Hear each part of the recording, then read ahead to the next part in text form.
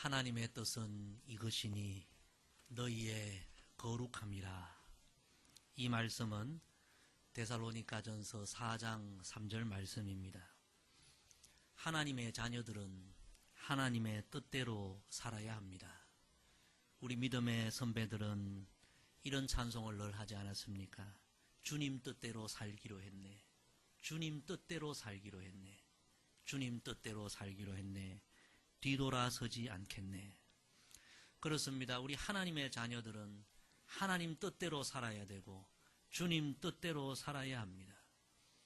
성경에는 하나님의 뜻이 무엇인가 분명하게 기록된 말씀이 많습니다. 그 중에 우리가 가장 잘 알고 있는 말씀은 항상 기뻐하라, 쉬지 말고 기도하라, 범사에 감사하라. 이것이 그리스도 예수 안에서 너희를 향하신 하나님의 뜻이니라. 이 말씀입니다. 그리고 또 대표적인 말씀이 하나님의 뜻은 이것이니 너희의 거룩함이라. 이 말씀입니다. 하나님은 저와 여러분 우리 모두가 거룩하게 살기를 원하십니다. 우리가 살아가는 이 세상이 너무나 죄와 어둠이 관영한 이런 타락한 세상이지만 하나님이 택하신 하나님의 자녀들인 우리가 이 세상에서 거룩한 성도가 되고 거룩한 빛이 되기를 원하시는 것이 하나님의 뜻이요 우리를 부르신 이유인 줄로 믿습니다. 천국의 편지라는 글에 보면 이런 내용이 나옵니다.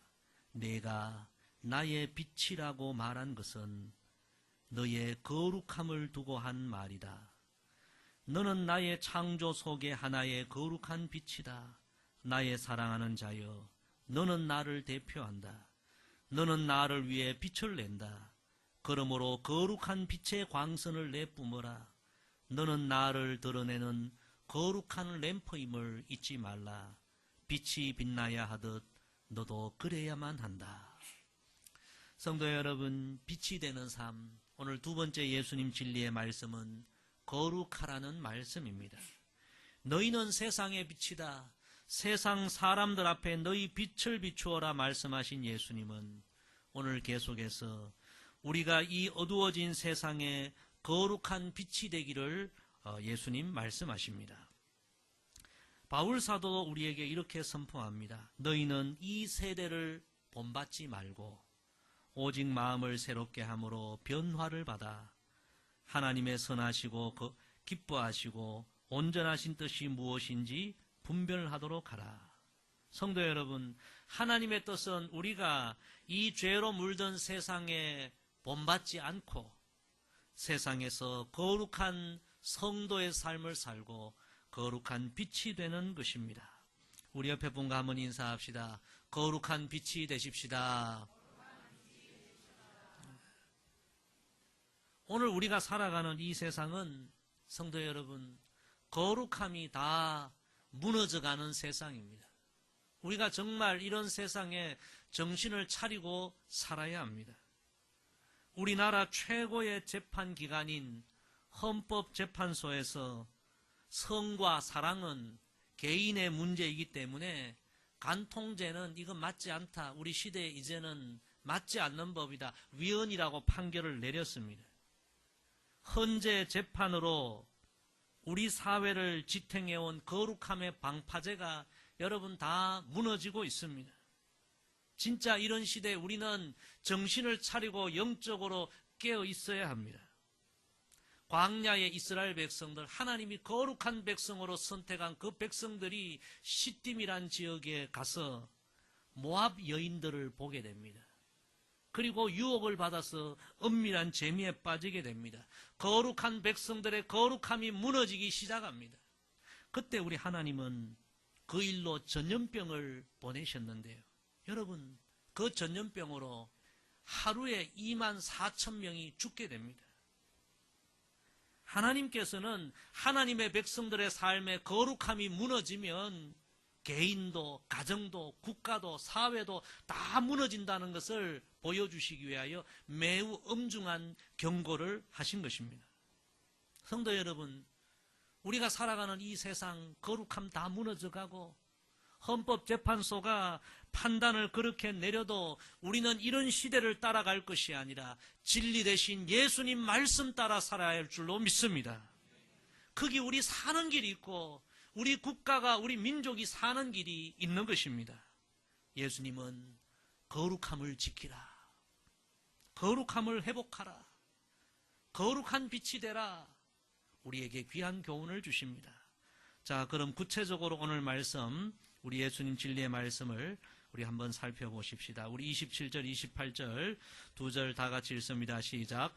또 간음하지 말라 하였다는 것을 너희가 들었으나 나는 너희에게 이르노니 업욕을 품고 여자를 보는 자마다 마음에 이미 간음하였느니라. 아멘.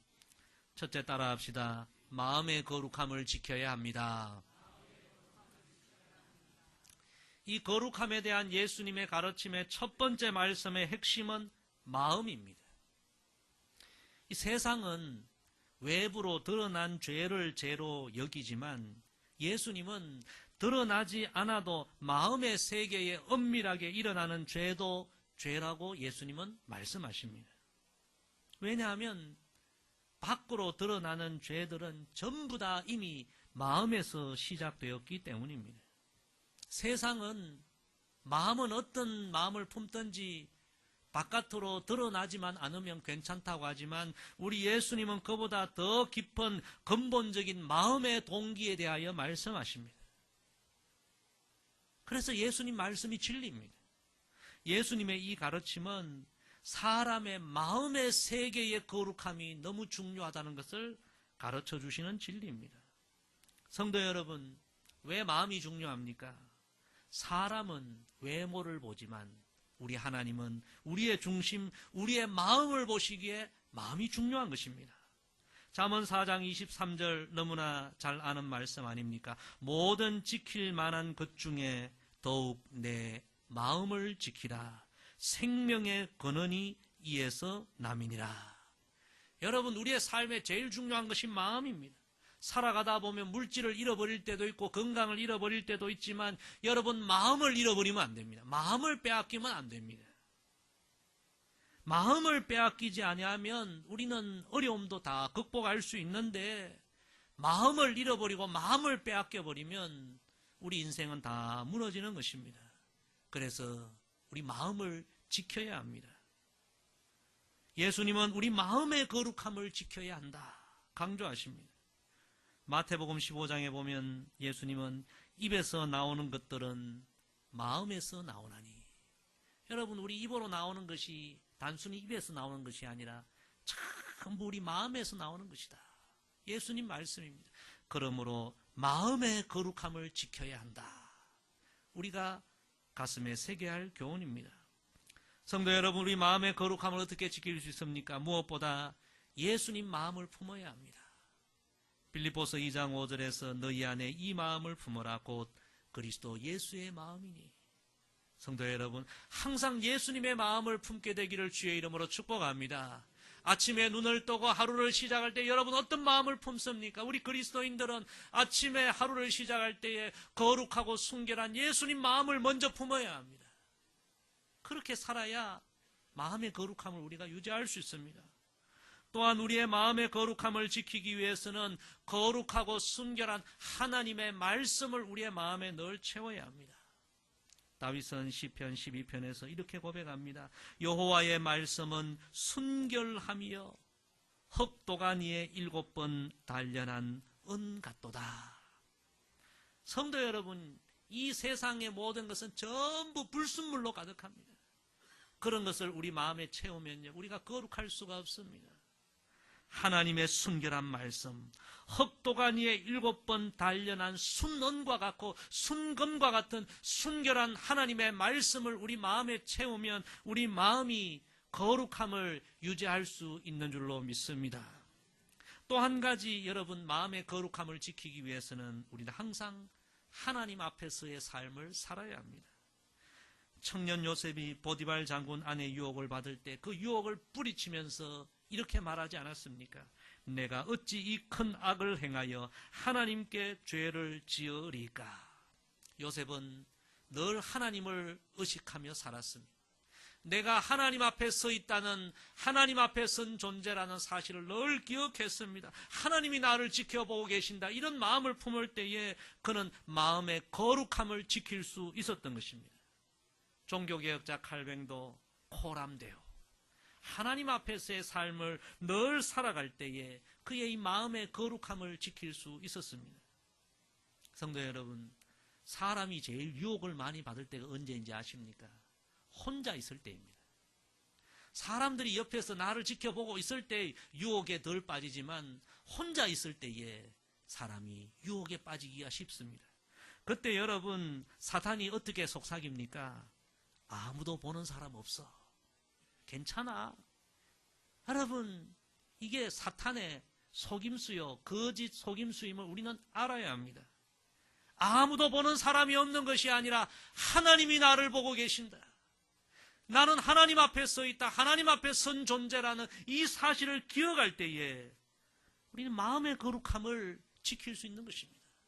성도 여러분, 오늘부터 우리가 더욱 우리 마음의 거룩함을 지켜나가게 되기를, 그래서 우리의 삶이 어디에서나 거룩한 빛이 되기를 주의 이름으로 축복합니다.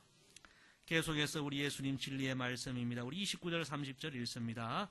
만일 내 오른눈이 너를 실족하게 하거든 빼어내버리라. 내 백체 중 하나가 없어지고 온몸이 지옥에 던져지지 않는 것이 유익하며, 또한 만일 내 오른손이 너를 실족하게 하거든 찍어내버리라. 내 백체 중 하나가 없어지고 온몸이 지옥에 던져지지 않는 것이 유익하니라. 아멘. 첫째는 마음의 거룩함이고요. 두 번째 따라합시다. 몸의 거룩함을 지켜야 합니다.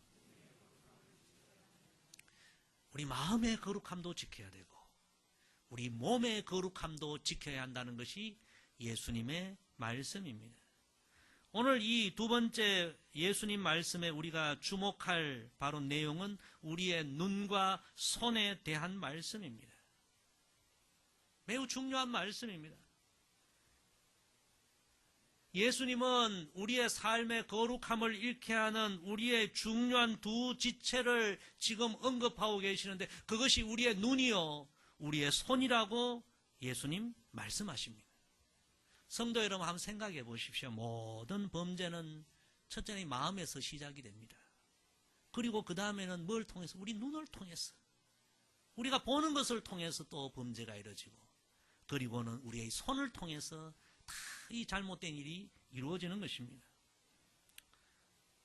수많은 범죄의 원인을 분석해 보면 나쁜 환경도 문제이겠지만 그런 것을 보는 눈이 더욱 문제임을 알 수 있습니다. 시편 119편에 보면 시인은 이렇게 기도합니다. 내 눈을 돌이켜 허탄한 것을 보지 말게 하시고. 성도 여러분, 참 귀한 기도입니다. 우리가 아침에 눈을 뜨고 하루를 이제 이 두 눈으로 살아가는데, 보며 살아가는데, 첫 번째로 우리는 아침에 이런 기도돼야 합니다. 하나님, 오늘도 내 눈이 허탄한 것을 보지 않도록 제 눈을 지켜주옵소서. 여러분, 왜 음욕이 생깁니까? 왜 유혹을 받습니까? 예수님의 진리는 눈으로 보는 것이 문제라는 말씀입니다. 우리의 눈 너무너무 중요합니다. 저는 이 시력이 좀 약하기 때문에 눈이 너무너무 소중하다는 것을 더 많이 절감하고 있습니다. 눈은 몸의 등불입니다. 몸의 등불인 우리 눈이 아름다운 것을 보고 선한 것을 보고 좋은 것을 보아야 하는데, 실제로는 여러분 좋지 못한 것을 너무 많이 보고 있는 것이 우리 눈 아닙니까? 예수님은 그것이 문제라는 거예요. 아름다운 것을 보면 우리 마음이 아름다워지는데, 타락한 것을 보면 우리 마음도 타락해진다는 거예요. 눈을 지켜라. 사사기 16장에 보면 그 유명한 사사 삼손 이야기가 나옵니다. 여러분, 이 삼손은 어려서부터 나실린 거룩한 하나님의 사람으로 구별되어 거룩하고 성결하게 자라갑니다. 그런데 나이 들어서 삼손이 타락을 하죠. 어떻게 타락합니까? 이방 여자 들릴라라는 그런 여자를 보면서, 이 눈으로 그런 타락한 음흉한 여자를 보면서 그의 마음에 유혹을 받고 결국 타락하여 인생이 다 무너지지 않습니까? 다윗은 어떠했습니까? 다윗이 청년의 때에 거룩하고 성결하고 탁월한 믿음의 사람이었지만 왕이 되어서 나중에 그저 이 모든 것이 안정되었을 그때에 아침 늦게 일어나가지고 왕궁을 어슬렁 거늘 다니다가 왕궁 지붕에서 뭘 봅니까? 목욕하는 여인을 보게 되고 보는 것이 문제였습니다. 그러다가 마음의 유혹을 받고 엄청난 죄를 범하지 않습니까? 창세기 3장에 보면 아담과 하와의 타락도 마찬가지입니다. 여자가 그 나무를 보지 말아야 할 나무를 보다가 먹음직도 하고 보암직도 하고 지혜롭게 할 만큼 탐스럽기도 한 나무인지라. 하나님이 금하신 나무를 쳐다보지 말아야 하는데 보다가 결국 사단의 유혹에 넘어간 것입니다. 성도 여러분, 우리 몸의 거룩함을 지키기 위하여 우리의 눈을 지켜야 합니다. 오늘 이 말씀 앞에 여러분 한번 솔직하게 스스로를 생각해 보십시오. 오늘 우리의 눈은 무엇을 보고 있습니까? 여러분 핸드폰으로 여러분 매일 무엇을 보고 있습니까? 텔레비전으로 매일 무엇을 보고 있습니까? 길거리를 다니면서 무엇을 여러분 보고 있습니까? 성도로서 보지 말아야 할 것을 너무너무 많이 보고 있지 않습니까? 예수님은 그런 눈을 빼내어버리라. 너무너무 무서운 말씀입니다. 이 말씀의 의미를 우리가 잘 해석하면 눈이 문제가 아니라 보지 말아야 할 것을 보는 눈이 문제라는 거예요. 그런 눈은 빼내어버리라는 것입니다. 매우 과격한 말씀입니다. 그런 결단이 있어야 한다는 주님의 말씀입니다. 성도 여러분, 오늘 예수님 말씀 앞에서 진실로 우리 각자가 결심하고 결단해야 할 부분이 있다면 주님 앞에서 기도하고 결단하게 되기를 축복합니다. 우리 눈으로 인하여서 거룩함을 잃어버리면 여러분 결국에는 천국까지 잃어버릴 수 있는 것입니다. 우리 성도는 매일매일 예수님 십자가 바라보아야 합니다. 매일매일 예수님 바라보아야 합니다. 시선을 저 하늘에 두고 살아야 합니다. 하나님의 거룩한 말씀을 보고 또 보아야 합니다. 우리의 눈이 거룩한 도구가 되고 우리의 몸의 거룩함을 지켜나가는, 그래서 우리의 삶의 현장에 거룩한 빛이 되는 우리 모두가 되기를 소망합니다. 우리 세 번째로 예수님의 말씀 우리 31절 32절 같이 읽습니다. 시작. 또 일러서되 누구든지 아내를 버리려거든 이혼 정서를 줄 것이라 하였으나 나는 너희에게 이르노니 누구든지 음행한 이유 없이 아내를 버리면 이는 그로 간음하게 하며 또 누구든지 버림받은 여자에게 장가드는 자도 간음함이니라. 아멘. 우리가 거룩한 빛이 되어야 되는데 첫째는 마음의 거룩함을 지켜야 되고 두 번째는 몸의 거룩함을 지켜야 되고 세 번째 따라합시다. 가정의 거룩함을 지켜야 합니다. 예수님의 이 진리의 말씀 우리 기억하며 살아야 합니다. 예수님은 계속해서 너희가 거룩한 빛이 되기 위해서는 가정의 거룩함을 지켜야 한다 말씀하십니다. 성도 여러분, 오늘 우리 시대가 이 거룩함이 무너지는 가장 중요한 또 한 가지 원인은 가정의 거룩함이 무너져 가고 있기에 이 세상이 걷잡을 수 없을 정도로 지금 타락한 길로 가고 있는 것입니다. 성도 여러분, 성경적인 가정, 하나님이 원하시는 가정은 거룩한 가정임을 우리는 명심해야 합니다. 거룩한 가정을 통해서 거룩한 자녀가 태어나고 그 거룩한 자녀들로 인하여 세상이 거룩한 그런 나라로 변화되기를 원하는 것이 우리 하나님이 원하시는 바요 가정을 세우시는 뜻임을 우리는 기억해야 합니다. 올 한 해 여러분의 가정의 거룩함을 회복하는 이 한 해가 되기를 주의 이름으로 축복합니다. 가정의 이 거룩함은 무엇보다 우리 가정을 향한 하나님의 섭리를 인정하는 데서 시작이 됩니다. 요즘 우리 시대 보면요, 결혼을 해도 주례 없는 결혼을 참 많이 하더라고요. 그게 요즘 트렌드인가 봐요. 그런데 여러분, 성경적으로 보면 우리 가정은 하나님이 허락하신 가정이요, 우리 부부는 하나님이 짝지어 주신 부부라는 이 하나님 말씀을 붙들고 이 말씀에 의해 기도하고 시작하는 가정, 그런 결혼 너무너무 중요한 것입니다. 하나님이 우리 가정을 세우셨고 우리 가정을 섭리하시고 우리 가정을 통해 하실 거룩한 역사가 있고 이것을 믿음으로 고백해야만 거룩한 가정을 이룰 수 있는 것입니다. 종교개혁자 마틴 루터는 이런 이야기를 했습니다. 사람들이 결혼을 하나님의 섭리로 받아들이지 않고 결혼 생활하는 동안 일어나는 힘든 일들을 하나님을 위해 참도록 하신 하나님의 뜻을 존중하지 않으므로 쉽게 이혼하게 된다. 이혼의 문제가 요즘의 문제만 아니라 그 몇백 년 전 루터 시대도 심각한 사회 문제였던가 봅니다.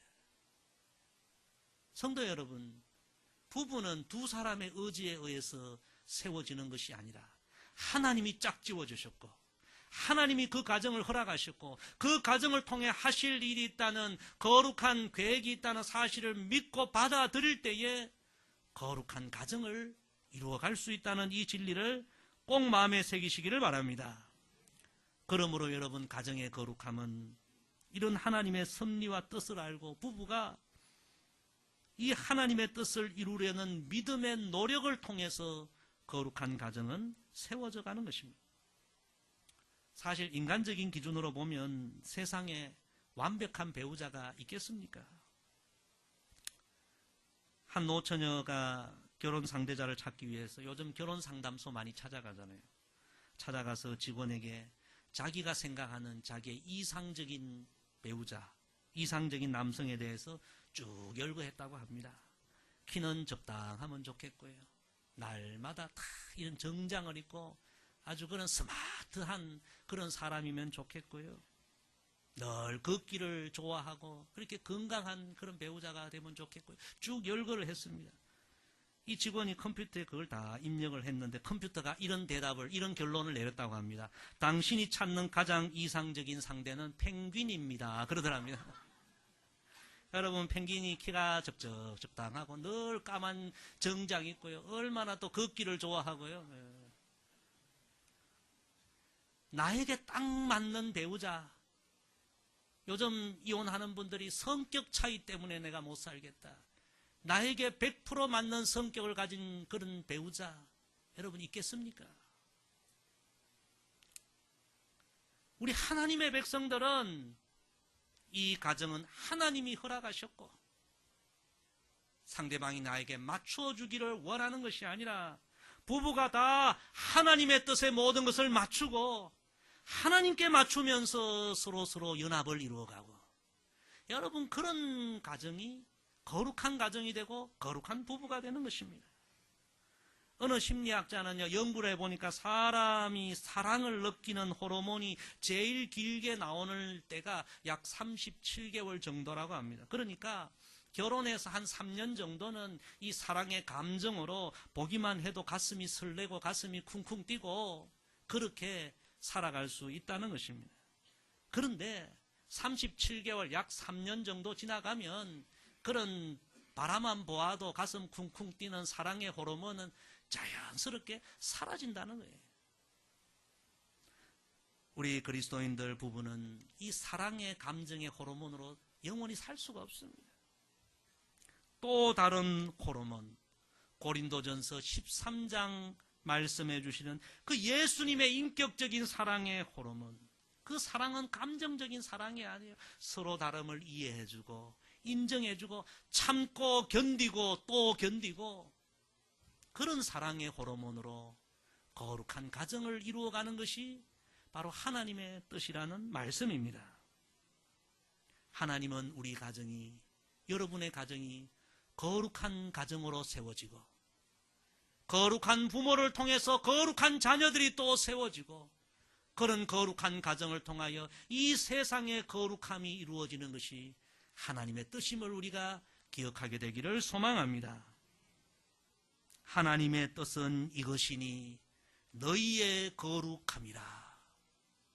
이 진리의 말씀 기억하고 오늘 예수님 말씀 꼭 명심하고 마음의 거룩함을 지켜나가고 몸의 거룩함을 지켜나가고 가정의 거룩함을 지켜나감으로 말미암아 우리 모두가 거룩함이 완전히 무너져가는 이 세상에 거룩한 빛이 되기를 주의 이름으로 간절히 부탁을 드립니다. 기도하겠습니다. 아버지 하나님, 진리의 말씀 우리에게 들려주셔서 감사합니다. 정말 우리 시대는 거룩함이 바닥까지 다 무너지는 그런 세상입니다. 이런 세상에 이런 세대를 따라갈 것이 아니라 오늘 주신 예수님의 진리의 말씀, 너희는 세상에 거룩함의 빛이 되어야 한다. 이 진리의 말씀 붙들고 나아가게 도와 주옵소서. 무엇보다 마음의 거룩함을 지켜나가게 하시고 몸의 거룩함, 눈의 거룩함을 지켜나가게 하여 주시고 우리 가정의 거룩함을 하나님 뜻과 섭리 가운데 지켜나아감으로 말미암아 우리가 이 죄로 어둠이 간영한 이 시대에 한 줄기 거룩한 빛이 되고 이 세상을 거룩한 나라로 바꾸어가는 하나님의 백성들 다 되게 하옵소서. 예수님의 이름으로 기도드리옵나이다. 아멘.